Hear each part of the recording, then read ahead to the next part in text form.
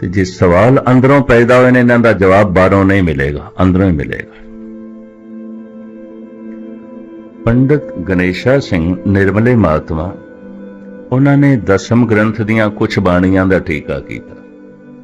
ਜਾਪ ਸਾਹਿਬ, ਅਕਾਲ ਉਸਤਤ, ਗਿਆਨ ਪ੍ਰਬੋਧ, ਰਾਮਾ ਅਵਤਾਰ, ਕ੍ਰਿਸ਼ਨਾ ਅਵਤਾਰ, ਸ਼ਾਇਦ ਤੁਹਾਨੂੰ ਪਤਾ ਹੋਵੇ 24 ਅਵਤਾਰਾਂ ਦੀ ਕਥਾ ਦਸਮ ਗ੍ਰੰਥ ਦੇ ਚ ਲਿਖੀ ਹੋਈ ਹੈ। क्यों लिखी? साहब कहना, दसम कथा भागवत की पाखा करी बनाए, अवर बासना नाए, प्रभ धर्म जुद के जाए। गुरु गोबिंद सिंह जी महाराज कहते मैं भाषा कीता, टीका कीता ताकि हर मनुख भारत दा पुराना धार्मिक इतिहास साहित पढ़ लवे, क्योंकि सारे ग्रंथ संस्कृत दे सन ते ब्राह्मण संस्कृत ब्राह्मण तो इलावा किसी नूं पढ़ाना नहीं चाहते सन। सतगुरु कहने लगे कोई नहीं, मैं इहदा अनुवाद कर देना, टीका कर देना। दसम कथा भागवत की पाखा करी बनाए। विद्वान हैरान हो जाते हैं। कुल टोटल उम्र 42 साल दी, इतने युद्ध, पंथ दी साजना, इतने कम ते इतने वड्डे धर्म ग्रंथ दी रचना, हैरानगी है। भाई मनी सिंह ने तो एक सवाल भी कर दिता सी, दमदमा साहब, शायद आपनू पता होवे। धन गुरु ग्रंथ साहब जी महाराज दे उचारण करता ते गुरु अर्जन देव जी महाराज सन, लेखक भाई गुरदास जी सन। गुरु अर्जन देव जी उचारण करते रहे, भाई गुरदास लिखते रहे। रामसर दे पोथियां नू संग्रह करके सारी संपादना गुरु अर्जन देव जी महाराज ने की, पर इस तरह की आप बोलते गए, भाई गुरदास लिखते गए। इस तरह धन गुरु ग्रंथ साहब जी महाराज की बीड़ तैयार हुई। इनू करतारपुर वाली बीड़ कहते हैं, क्योंकि यह बीड़ अजकल करतारपुर दे तीर मलियां कोल है। जिथे जिथे तुसी धन गुरु तेग बहादुर साहब जी महाराज की बाणी देखते हो, इत्थे इत्थे पन्ने खाली ने उहदे गुरु अर्जन देव जी महाराज नूं पता सी नामे स्वरूप ने भी कुछ दर्ज करना है, उन्होंने भी कुछ उचारण करना है। तुहाडे विचों किसी ने करतारपुर साहब दर्शन कीते होण, ये पन्ने खाली ने जिथे गुरु तेग बहादुर साहब जी महाराज की बाणी है। उचारण करता गुरु अर्जन देव जी, लेखक भाई साहब भाई गुरदास जी। दसम ग्रंथ दे उचारण करता गुरु गोबिंद सिंह जी, लेखक भाई मनी सिंह। एक करतारपुर वाली बीड़ तीरमल कोल सी, गुरु गोबिंद सिंह जी महाराज ने मंग कर ली भी इहदे उतारे करने ने। सिखी दा बहुत फैलाव हो गया, कुछ स्वरूप बंगाल भेजने ने, बिहार भेजने ने, दक्षिण देश भेजने ने। लिहाजा ये भीड़ साडे हवाले करो ते असीं इसदे उतारे करिए। तो धीरमल चूंकि खुद गद्दी ला के बैठदा सी, उन्हें आख्या जे 10वें गुरु नानक हो, तुसी वाकई 10वें अवतार हो, 10वें गुरु नानक हो ते खुद उचारण कर लो। जे 10वें गुरु नानक नहीं, तुसी सूरबीर हो ते मेरे नाल जंग करके ले लो, उंज मैं नहीं देनी, किसी कीमत ते नहीं देनी, युद्ध करके ले लो, या तुसी अवतार हो ते खुद उचारण करो। युद्ध करना धीरमल नाल सतगुरु ने मुनासिब नहीं समझे। मनी सिंह नूं कहा कागजां दा बहुत वड्डा थब्बा अगों रख के लंबा चौड़ा इतिहास में मुख्तसर उचारण कर रहे हैं। भाई मनी सिंह नूं कहा लिखो। ये 3 महीने धन गुरु गोबिंद सिंह जी महाराज उचारण करते रहे, भाई मनी सिंह लिखते रहे। इनू कहते ने दमदमा साहब की बीड़ जो प्रकाशमान है, ये गुरु गोबिंद सिंह जी महाराज ने उचारण की। जिथे जिथे पन्ने खाली सन गुरु तेग बहादुर साहब जी की बाणी दे, उत्थे मेरे पातशाह ने वो बचन भी दर्ज किए। जद गुरु तेग बहादुर साहब जी दे बोल दर्ज होए ते इत्थों ही मनी सिंह ने सवाल खड़ा कर दिता, महाराज थोड़े सिद्धांत गुरु नानक नाल मेल नहीं खांदे। सतगुरु कहने लगे, क्यों? तुसी अपनी बाणी दर्ज नहीं की थी। जाप साहब है, अकाल उस्तत है, कृष्णा अवतार है, रामा अवतार है, चंडी चरित्र है, भगवती दी वार है, बथेरा कुछ है। क्या थोड़े विचार गुरु अर्जन देव जी नाल मेल नहीं खांदे? क्या थोड़े सिद्धांत गुरु नानक नाल मेल नहीं खांदे? सतगुरु कहने लगे, मनी सिंह गल ए नहीं है, गल ए नहीं है। धन गुरु ग्रंथ साहब जी महाराज दे अंदर निरोल ब्रह्म दी विचार है, खसम दी बाणी है, परमात्मा दे बोल है। परमात्मा दे मोल बोल कौन सुनदा है? जिसदा मन चुप कर जांदा है, वह अनाहद नाद नूं सुनदा है। उन्हां बोलां नूं जो सुन के आनंद माणदे ने, उन्हां नूं संत कहंदे ने, भगत कहंदे ने। पर उन्हां बोलां नूं सुन के जो अपनी जबान दे के प्रगट कर देंदे ने, उन्हां नूं अवतार कहंदे ने। हर पैगंबर कोल इलाही अलहाम होंदा है, उहदे कोल खसम दी बाणी होंदी है। जैसे में आवे खसम की बाणी, फैसला करी ज्ञान वे ला लो। गुरु नानक कहंदे ने, हों आपो बोल ना जानदा, मैं ते बोल ना जानदा ही नहीं। इस तरह दे बोल मेरे नहीं ने, मैं ते चुप कर गया। हों आपो बोल ना जानदा, हों कहा सब हुक्म आओ जी। इतिहास कहता है, जिस दिन पहली आयत मुहम्मद साहब दे कंठ तो निकली सी, उस दिन कंबनी छिड़ी हुई सी। लंबा चौड़ा इतिहास किसी वक्त पहले। खदीजा उन्हां दी पत्नी कहने लगी, ये बोल थोड़े नहीं ने। शायद आपनू पता होवे, मुहम्मद साहब पढ़े लिखे नहीं सन। खदीजा उन्हां दी पत्नी, ये बोल थोड़े नहीं ने, इस तरह के बोल। ते मुहम्मद साहब कहने लगे, खदीजा तू ठीक समझी, ये बोल मेरे नहीं। मैं तो चुप कर गया, बिल्कुल चुप कर गया। पता नहीं कि खुदा बोल रहा है। जो तू महसूस कर रही है, मैं भी वही महसूस कर रहा। ये बोल मेरे नहीं है।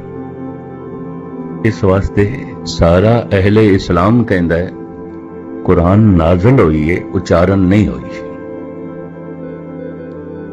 इसी तरह बौद्ध भिक्षु कहते ने, महात्मा बुद्ध तो बोल झरे ने, जिवें झरने चो पानी झरदा है। ये बोल झरे ने, उन्होंने बोले नहीं ने। इसी तरह गुरु नानक देव जी महाराज कहते ने, खसम दे बोल ने आए ने, मेरे नहीं ने। जैसे में आवे खसम की बाणी, तैसड़ा करी ज्ञान वे ला लो। मन चुप कर जाता है, जिन्हां दा अनाहद नाद नूं सुणदे ने, रस माणदे ने, उन्हां नूं कहंदे ने संत भगत। पर सुने हुए बोलां नूं जो बाहर प्रगट कर सकते ने, कह सकते ने, उन्हां नूं अवतार कहंदे ने। हर एक कोले समर्था नहीं आउंदी, वो अवतार कोटि दे च गिणे जांदे ने, वो फिर पैगंबर श्रेणी दे जो है आ जाते हैं। धन गुरु गोबिंद सिंह जी महाराज कहने लगे, मनी सिंह, धन गुरु ग्रंथ साहब जी महाराज दी बाणी खसम दी बाणी है, परमात्मा दे बोल ने। ये परमात्मा दा स्वरूप है। विच ही मनी सिंह बोल पे, थोड़े बोल परमात्मा दा स्वरूप नहीं ने, थोड़े बोल खसम दी बाणी नहीं ने। गुरु गोबिंद सिंह जी महाराज ने साफ कह दिता, मेरे बोलां दे च इतिहास है और मेरी अपनी कथा है। अब मैं अपनी कथा बखानो, तब सादत जै बिद मोहे आनो। मैं अपनी कथा परमात्मा दी कथा विच नहीं लिखनी। 24 अवतारां दा इतिहास में लिखिया है, ये इतिहास में गुरु ग्रंथ साहब विच नहीं लिखना, क्योंकि गुरु ग्रंथ साहब विच इतिहास नहीं है। तुसी गुरु नानक दा इतिहास भी नहीं लभ सकते। गुरु नानक देव जी महाराज कदों प्रगट होए, किथे प्रगट होए, उन्हां दे मां बाप कौन सन, संतान कितनी सी, पत्नी दा नाम की सी, गुरु ग्रंथ साहब विच नहीं है। इतिहास गुरु अर्जन देव जी दा भी नहीं है। कल तुसी पुरब मनाना है गुरु ग्रंथ साहब दे ते गुरु अर्जन देव जी का कोई इतिहास नहीं है। उन्होंने माता पिता कौन सन, संतान कितनी सी, करदे की रहे, आयु कितनी सी, घटना की घटी, ऐसा तो कुछ भी नहीं है। गुरु ग्रंथ साहब की है, इस पर पंच में साचे नाम की वडाई, मत को धरो गुमाना। केवल नाम दी मैं, नाम दी मैं। मनी सिंह साडी बाणी इतिहास है, और जो असी लिखे ये साडी अपनी कथा है। मैं अपनी कथा ब्रह्म की कथा च किस तरह लिख दिया, मैं अपनी कथा नूं खसम की कथा दे किस तरह लिख दिया। हुण मनी सिंह ने दूसरा सवाल किया, जिवें मरदाने के सवालों तो जन्म साखी का जन्म होया, इस तरह भाई मनी सिंह के सवालों तो सानू बहुत कुछ मिलता है। भाई मनी सिंह ने सवाल किया, तुसी अपनी कथा आप क्यों लिख रहे हो? श्री कृष्ण की कथा सूरदास ने लिखी, कवि नरोत्तम ने लिखी, बहुत सारे विद्वानों ने लिखी, वेद व्यास ने लिखी। राम की कथा वाल्मीकि ने लिखी, तुलसी ने लिखी, अनेक होर विद्वानों ने लिखी। महाराज थोड़ी भी कोई कथा लिख देगा, ये चिंता तुसी आप क्यों की थी? अपनी कथा आप क्यों लिखी? पता है हम धन गुरु गोबिंद सिंह जी महाराज की कहते हैं, मनी सिंह,